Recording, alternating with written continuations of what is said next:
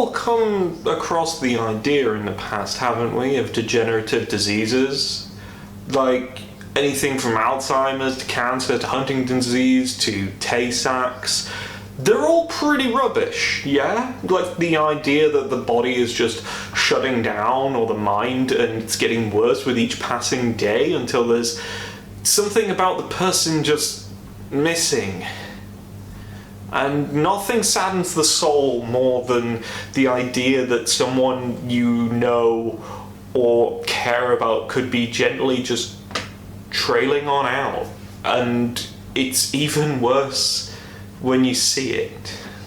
According to some chuds on the internet, the same thing is happening to us as people, to the culture that we understand from developed Western wealthy nations, and that we are damaging everything that once was great, that they can never tell us when that was, but don't worry, one day they'll let us know, and then we're in. Anyway, one word they like to use an awful lot is degenerate or degeneration, and well, it has some roots in some weird places. Like planting a tree on a fault line, there's a lot of damage that could come if we don't take the time to deroot it. Like many of the phrases shown in this series, the term degenerate, in its current meaning and understanding, stems back to Adolf Hitler. There's no real surprise anymore, is there? To be honest, it's like, sadly, it's like Scooby-Doo unmasking at this point, and it just happens to be the exact same guy for a number of these phrases. The terminology comes from when Nazi Germany was doing mass censorship of media and culture and weighed a heavy criticism of decadent art, an art form that resided in the conservation and portrayal of the excess, and artificially that came with great wealth and an almost critique of capitalism around them. The shining joy in self-disgust, crude humour, perversion, sickness at all that was around them, and was sceptical at all the different aspects of the world's current possessions, and as well as believing in the spirit of human creativity above all things, which, if you look at it, that shit's amazing and very much an aesthetic. Now, I'm gonna be honest, as somebody who is obviously very lefty, there are problems with this, but we also then have a different style of art movement that came about that was deemed highly degenerate, and that is the modern art of the time, some of which is also described as postmodern, hence where the phrase postmodern neo-Marxist, favoured phrase by Dr. Jordan B. Peterson, may you rest in overdose, and included one of my absolutely favourite art forms, which is surrealism. That's right, come and get me, you Nazi dickheads. I've got a Dead Kennedys track to tell you where to go. I really like melting clocks. The musical forms were not exempt from this heavy censorship either. Jazz was also deemed as degenerate for its time, which is probably because it had such a heavy emphasis from black culture, which is really funny because that's where all the best music and art has come from, because it is so beautiful in the way it features the hardship that comes from that section of society, and it's beautiful. And it explains why Ben Shapiro doesn't like it.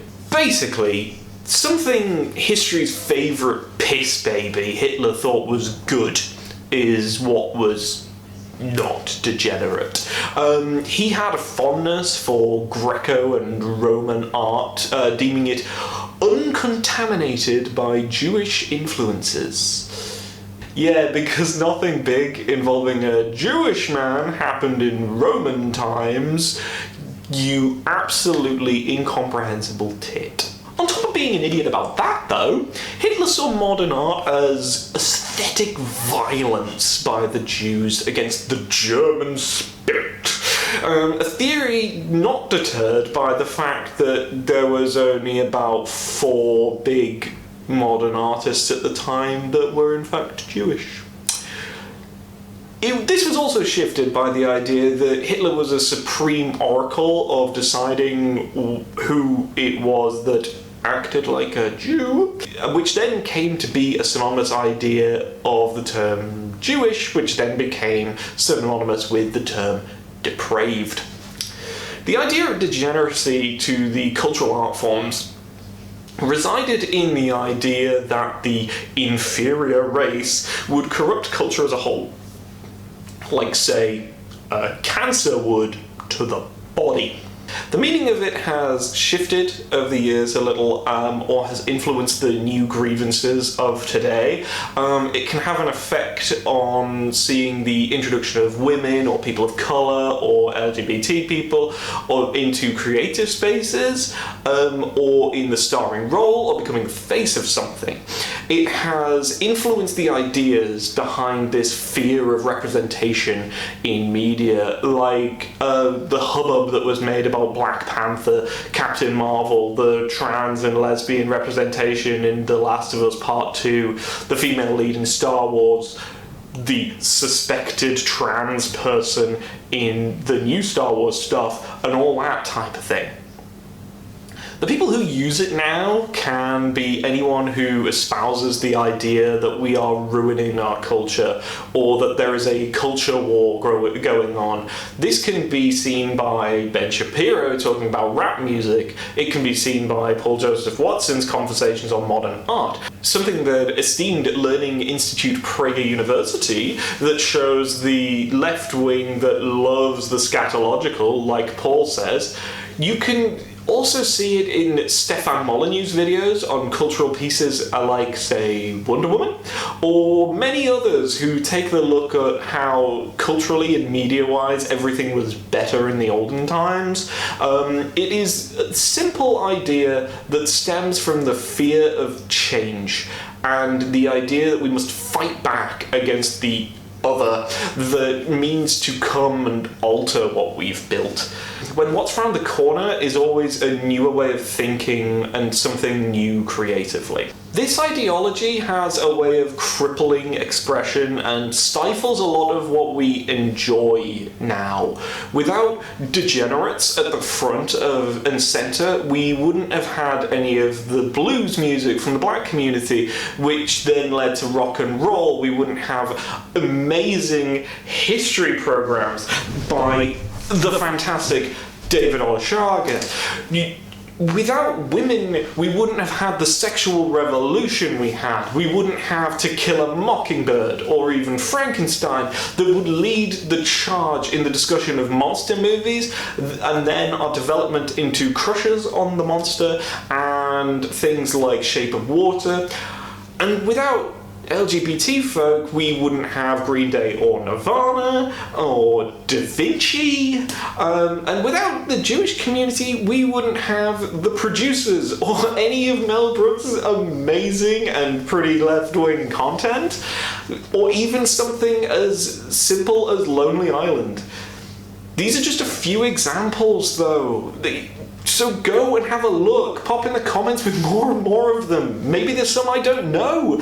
Share with people the paintings, the films, the music, the poetry, the photography, the speeches, anything that the ethnic, sexual, gender degenerates have created and gifted us all with. The degenerates are the best damn thing about the human race. It's the thing that spices up everything we end up being. Because we can look at things in a new light, in a new direction. It shows us what's possible. The fascists don't want to see what's possible. They want us to revere what has been and look at it with rose-tinted goggles. However, there's a small problem with rose-tinted goggles. 3D pictures are red and blue, and therefore they only see half the picture, experience half the joy, see half the context. Hey, thanks for watching that video. Hope you enjoyed. If you want to support me and the projects that I'm doing here, and the footage of the little dog in the background, please do pop a little bit down in the Patreon below, and just check out the links at the bottom there. Give it a subscribe, give it a like, do whatever you feel is right. But yeah, because then I can do more of this, and I can see what part of this you really like. So, yep, thanks. Catch you later.